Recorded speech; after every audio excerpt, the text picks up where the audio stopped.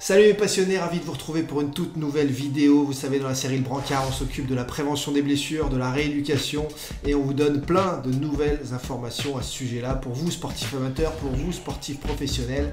On est ensemble. Il était invité déjà de la chaîne en 2020. On est de retour en 2023 pour suivre les évolutions de ces protocoles, de ces idées et voir un petit peu comment ça se passe sur le terrain. Bonjour Yves, ça va ? Bonjour Thibaut. Il est là avec nous, il vient de Chine où il est rééducateur là-bas, spécialisé dans de nombreuses complications du corps humain après des traumatismes dus au sport. Yves Tukoulou, dites-nous justement comment ça se passe aujourd'hui, votre protocole de remise en forme après une opération des ligaments croisés.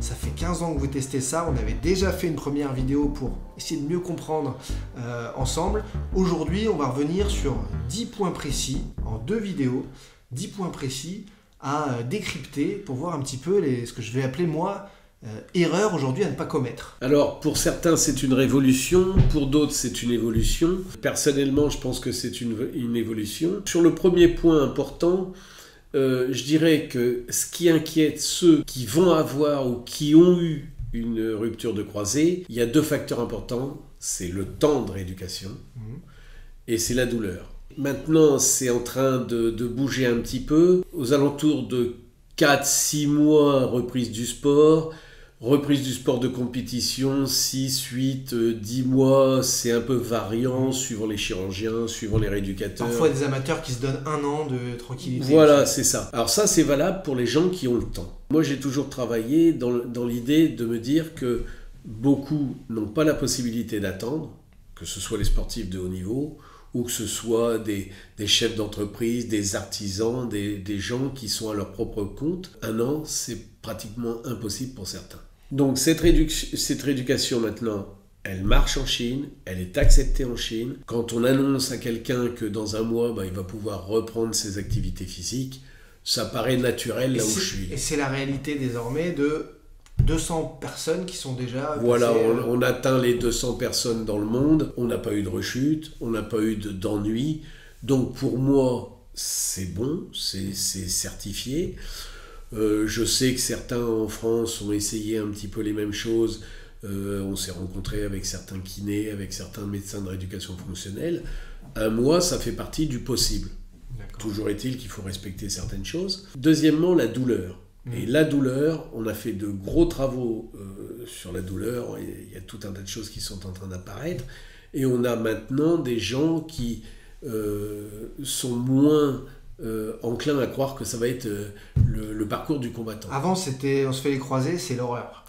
Il faut arrêter avec ça en fait. Tout à fait. Tout à fait. Là, on a eu dernièrement un patient dans le sud de la France, pas eu de douleur, pas de médicaments, tout va bien, il est même étonné. Il n'a pas mangé de Doliprane Rien. J'étais moi-même surpris et donc je pense que c'était dans la préparation qu'on lui a proposé, parce que là aussi, plus on prépare le patient, plus ça se passe bien. Alors on va y revenir, on va d'abord étayer les 5 premiers points dans cette première vidéo, Oui. Et à la fin de ces 5 premiers points, je vous demanderai quelle est la préparation, comment ça se passe l'opération et ensuite qu'est-ce qui se passe, puisque c'est un peu l'inconnu pour tous ces gens qui se blessent et qui viennent voir la vidéo. Donc ensuite, le 3e point, on a eu le temps de rééducation qui est un problème pour les patients, futurs patients, la douleur qui faisait peur, il faut arrêter avec ça. 3e point. Il y a une chose qui est importante, c'est la faiblesse dite du 4e mois comme étant un facteur assez compliqué. Bon, j'ai cherché auprès de tous les chirurgiens que j'ai pu rencontrer, il y a un problème, c'est qu'on ne trouve pas ni qui a dit que c'était faible, quel article, quelle époque, rien. Dans la conscience collective, j'ai envie de dire qu'aujourd'hui, on dit aux patients attention au 4e mois. Bon, attention au 4e mois. C'est faux. J'ai entendu dire qu'il y avait eu des expériences avec des animaux sur les ligaments et qu'ils auraient testé. Mais sur l'être humain, à l'heure actuelle, aucune étude ne dit qu'il y a une faiblesse au 4e mois. Donc j'ai demandé à beaucoup de chirurgiens, en France, en Chine, à l'étranger, aux États-Unis, en Angleterre, tout le monde me dit oui, c'est une rumeur. On n'a pas le nom de celui qui a écrit ça, on n'a pas l'article, on n'a pas le journal, Donc ça, c'est une information parce que ça me préoccupait depuis quelques années. Et oui, ce sont des rumeurs, on-dit et qui ont fait leur chemin. Voilà, et tout le monde répète ça en chœur. Il y a tellement de choses, des bruits de couloirs qui courent un peu partout. Et moi, j'en suis sûr. Donc là, on dit stop à ça. On dit stop. Stop à ça, ok. On parlait justement de l'inconnu pour les patients de l'opération. Mais il y a en effet des choses à faire déjà avant l'opération si on veut que ça aille bien après. Voilà. Alors c'est ce que j'appelle le retard à l'allumage. C'est-à-dire que quand on a préparé le patient, quand le patient il voit le chirurgien avant l'opération, il voit l'anesthésiste, mais bien généralement il prend rendez-vous chez le rééducateur, que ce soit un médecin ou que ce soit un kiné. Si on a pu préparer d'un point de vue rééducatif ce qu'on allait faire, on n'a pas de retard à l'allumage. C'est-à-dire que le patient, même s'il n'a pas le rendez-vous pour sa séance de rééducation, il est au courant de ce qu'il doit faire, de comment il doit s'y prendre. Et ça, nous, en Chine, on arrivait, sur certains cas, à être à 2 heures ou 3 heures après l'opération, en train de commencer la rééducation.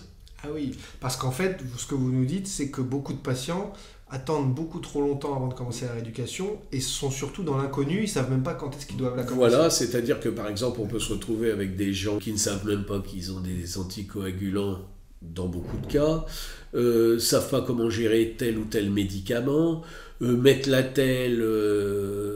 comment on fait voilà, comment faire, les béquilles, tout d'un coup, si c'est préparé, je veux dire, il y a une vision, c'est-à-dire que le patient peut préparer sa sortie.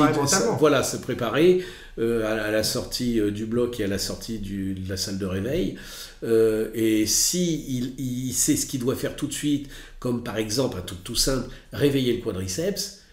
Si on a pris rendez-vous pour sa première séance de rééducation, quelques jours après, voire une semaine, voire 10, 15 jours après, et j'ai souvent rencontré des gens qui étaient vraiment partis très en retard, on est embêté, et c'est vrai que le temps va s'allonger, quoi. Justement, avec ce retard à l'allumage, derrière, c'est forcément du temps perdu, fini, terminé.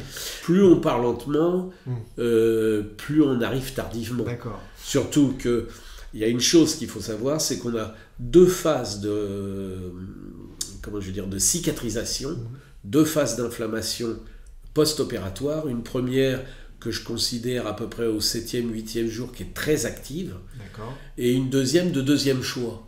Donc il est évident que si on a loupé la première semaine quelque chose, au niveau cicatrisation, on va cicatriser, mais ça va être beaucoup plus lent et moins efficace. Yves, justement, par rapport à ces problèmes de cicatrisation, d'inflammation dont vous parlez, dans la seconde partie de la vidéo, dans la deuxième vidéo, on parlera de l'impact de la glace. Beaucoup de gens veulent glacer tout de suite le genou après l'opération. Dès qu'on se réveille, on a déjà de la glace. Et on en avait déjà parlé, on va l'expliquer dans la deuxième partie de vidéo. C'est aujourd'hui prouvé que c'est inutile et au contraire contre-productif. On en parlera plus tard, c'est bien ça. On va y revenir. Alors, le 5e point abordé dans cette première partie, donc, c'est le genou robe. Oui, le genou robe est un appareil qui teste le genou. La distension, il y a plusieurs appareils, mais surtout dans le cadre là, qui nous intéresse, c'est savoir où en est le croisé. Quand on vient de se faire un croisé antérieur, il y a forcément dans un premier temps l'IRM, tous les examens qui sont faits radiologiques, qui peuvent être différents en fonction des chirurgiens, des prescripteurs. Le chirurgien teste, mais comme tout être humain qui teste, il y a des choses franches, des choses non franches, et puis il y a des suspicions. D'accord. Et je considère, et maintenant c'est ce que j'ai fait en Chine, à Lanzhou, c'est que j'ai introduit l'appareil genou-robe. Je rappelle que je n'ai aucun conflit d'intérêt. C'est à la mode. C'est un outil. La sécurité, que ce soit pour le patient, que ce soit pour tout le monde, c'est de faire un test genou-robe avant la chirurgie, pour être sûr que le diagnostic du chirurgien, qui est bonne, confirmé par l'IRM et le genou-robe, sécurise tout le monde. D'accord. Je dis même que post-opératoire, on peut tester le genou. Et je pense que c'est ce qui se passera dans l'avenir. D'accord. Parce que si jamais il y avait une rupture, dans les quelques jours qui suivent, est-ce la rupture occasionnée par une mauvaise chirurgie, ce que je ne crois pas du tout, ou une bêtise d'un sportif qui veut reprendre plus vite les activités. Ah oui, d'accord. Et nous, on l'a eu en Chine. Entre la période post-opératoire, il sort de l'opération, il prend rendez-vous chez nous 1 mois et demi, 2 mois plus tard. Je lui dis, on va faire un test genou, ce qui va nous permettre de vérifier ce qui va et ce qui normalement doit aller. On se retrouve avec un ligament croisé rompu. C'est-à-dire que si j'avais pas fait ce test, il aurait très bien pu me dire à la fin de la rééducation, en retournant voir son chirurgien, c'est en rééducation que ça s'est passé, et faire jouer les assurances. Voyant que le croisé était rompu, on a pris sa femme un petit peu à l'écart, on lui dit mais il a fait des efforts et tout. Ah oui, il a suivi un système de rééducation par Internet. D'accord, bon, ça peut... Il avait bien fait une rupture personnelle, D'accord. donc il n'avait rien à voir avec le travail du chirurgien, rien à voir avec la rééducation. D'accord. Donc, pour la sécurité de tout le monde, moi je dis que tôt ou tard, peut-être même c'est les assurances qui vont faire évoluer le système, on aura un test avant la rééducation et après la rééducation. Comme ça, au moins, on est sûr de nous, sur la situation. Alors, on n'a pas l'habitude d'être contrôlé, je sais que c'est un petit stress et tout, mais si on fait correctement son boulot, tout est correct. Oui, il n'y a pas de risque. Il n'y a pas de risque là-dessus. Alors, vous avez beaucoup parlé du protocole d'avant opération. L'opération, et ce qui s'ensuit, on verra dans la deuxième partie de la vidéo aussi, notamment la non-utilisation de la glace. Quand vous avez un patient qui va se faire opérer, qu'est-ce qui se passe alors ? Alors, si il a pu nous contacter, on lui explique qu'un mois avant, déjà on renforce non pas le quadriceps, mais le vaste interne. D'accord. Il y a certaines angulations, etc. à travailler. On lui demande de s'oxygéner, puisque plus on a d'oxygène dans le corps, moins les toxines vont nous embêter en post-opératoire. D'accord. On Ça veut dire quoi s'oxygéner ? C'est-à-dire soit de peut-être respiration les exercices de respiration comme la cohérence cardiaque, aller s'oxygéner à la mer, en forêt, etc. pour essayer de détendre, parce que tout le monde est plus ou moins anxieux. On demande également aux personnes de faire du vélo, d'entretenir.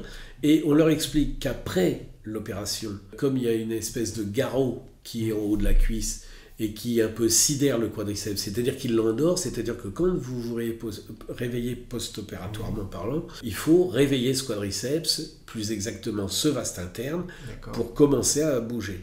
Et je rappelle qu'on leur explique que l'extension est la seule chose importante, que la flexion viendra après. Car si vous travaillez trop tôt la flexion, vous risquez d'avoir des difficultés dans l'extension. Et si on garde une extension, on aura toujours une boiterie. Et on a 2 ans pour récupérer cette extension. Au bout de 2 ans, on a un flessum pratiquement à vie.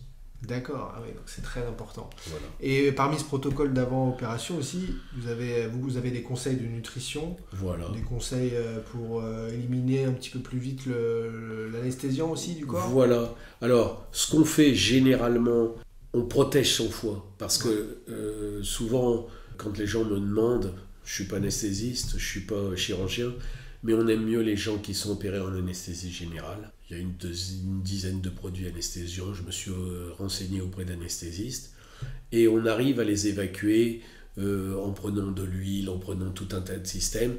On essaye d'éviter de surcharger son foie avant une opération.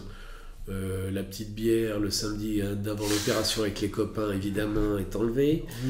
Tous les produits tels que le café, le chocolat, les coca et les sodas, tous les produits laitiers de la vache, tout ce qui inflamme le corps, voilà, tout ce qui encrasse le foie. Par exemple, le jus d'orange le matin est très très nocif au foie. D'accord. Donc ça, ce sont des choses que j'ai apprises au fur et à mesure, et surtout en Chine, où ils respectent tous les jus d'orange, même un frais, même un jus d'orange et même le fruit. D'accord. Parce que l'orange est acide à l'extérieur, mais est acide dans l'estomac. D'accord. Et donc doucement là-dessus. Doucement là-dessus. Et puis, les gens sachant ce qu'ils doivent à peu près manger, éviter aussi en post-opératoire de manger des œufs, des choses lourdes à digérer, puisqu'il y a encore les produits de l'anesthésie. Ça va nettement mieux. Ça va nettement mieux. Et quand les gens se sentent mieux, se réveillent mieux en salle de réveil, bah déjà... le corps il peut se concentrer sur son problème numéro 1. Voilà. Bon, alors on a fait 5 points ensemble justement, des erreurs à essayer de gommer pour cette rééducation des croisés, revenir à un sport, à de la marche, à du vélo facilement en un mois. Avec Yves Tukulou, on le fait la suite, notamment la glace sur le genou à bannir. On est avec les explications d'Yves. Dans la seconde partie de la vidéo, vous pourrez cliquer dans la foulée. C'est important de le faire en 2 parties pour être le plus compréhensible possible pour vous. Et n'hésitez pas, les amis, à nous mettre des messages dans les commentaires, des questions. Et bien sûr, comme d'habitude, on essaye en totale interaction de répondre dans la foulée le plus rapidement possible ou avec d'autres contenus vidéo. Merci Yves, on se rejoint tout de suite.